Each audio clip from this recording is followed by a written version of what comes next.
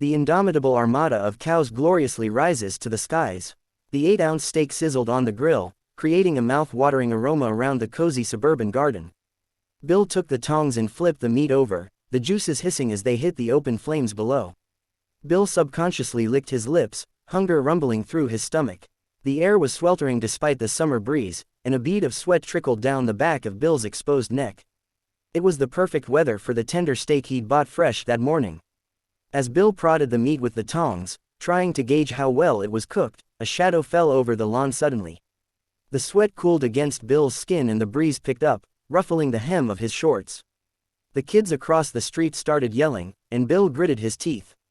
Those youngsters always had to spoil his peace and quiet. But just a moment later, more voices joined in, shouting and yelling in disbelief, until there was a cacophony of noise rumbling down the street. Bill looked up, startled. What was going on? More than half a dozen of his neighbors congregated on the streets, their faces raised to the sky.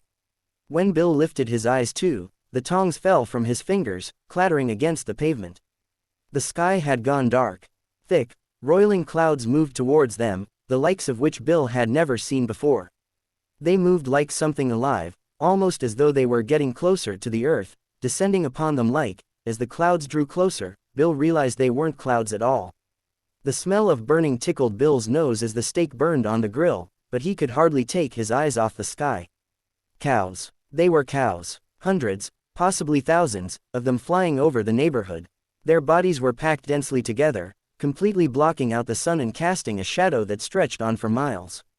Wind whipped across the lawn, raking a chill over Bill's body as he stood frozen in shock, staring at the multitude of cattle above him. What was happening? Where had they all come from? As the cows completely covered the sky, a low, piercing *mu* struck the air like thunder, and all at once, it began to rain. Thick, white droplets of milk thudded to the ground, soaking through the grass around Bill's feet and collecting into puddles along the pavement. The flames on the grill were doused, leaving a thin curl of smoke rising into the air. His neighbors jerked into action, trying to rush inside for shelter. The streets filled rapidly. It was just like the flash floods they sometimes got in summer, only it was raining gallons and gallons of milk. The stream became a torrent, and the drains were quickly clogged, leaving the milk to fill the street. As the milk levels began to rise, people found it difficult to stay on their feet. It was like a tidal wave, the milk sweeping them along in its ruthless embrace. Bill turned and fled to his garage, struggling to wade through the thick curtain of milk sloshing down at him from the cows above. Fumbling with the latch, he threw open the garage door and ducked inside. Milk immediately began to spill in after him, surging down the driveway in a deluge. Without wasting a second, Bill went to the tarp-covered shadow in the corner and tore the material free, unearthing the wooden rowboat underneath.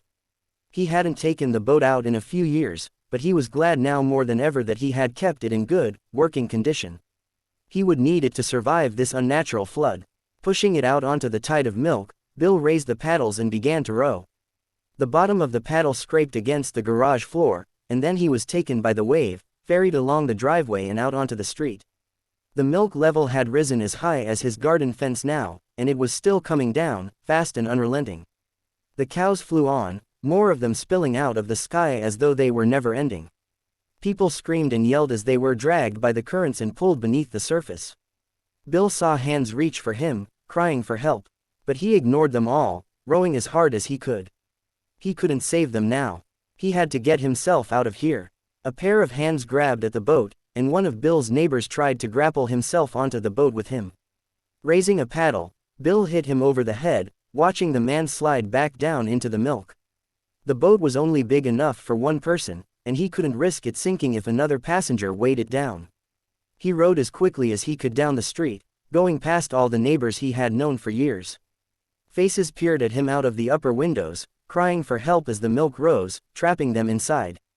He went on. Bodies began to rise to the surface, bumping against the side of the boat, bloated and pale. The children he had seen playing in their garden earlier now floated alongside him, dragged along by the current. Bill grimaced, pushing them away with the tip of the paddle.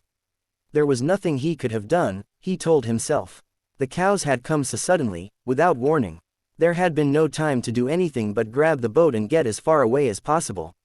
As he reached the end of the street, more bodies floated towards him, mouths and eyes wide open, their skin pale with milk residue.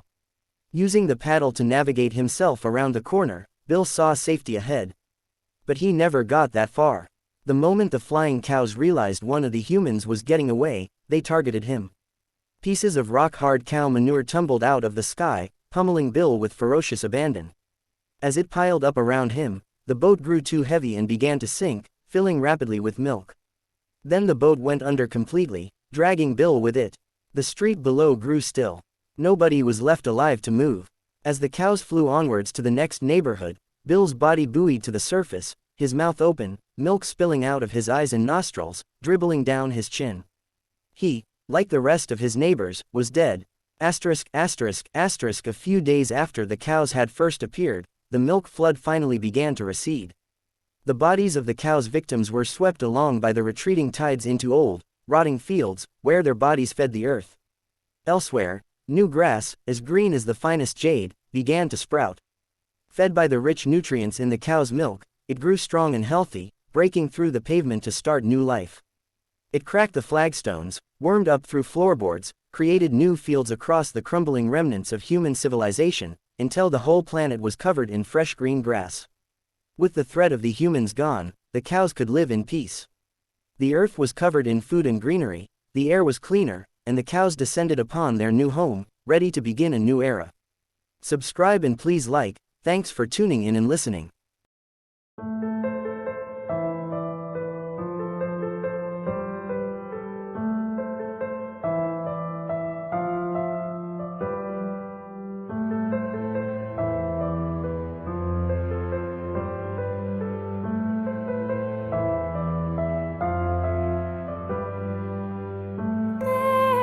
Once a girl who dreamed of angels and demons and darling between, lived in a castle of stone like a family, dwelt in the courtyard and danced with her memories.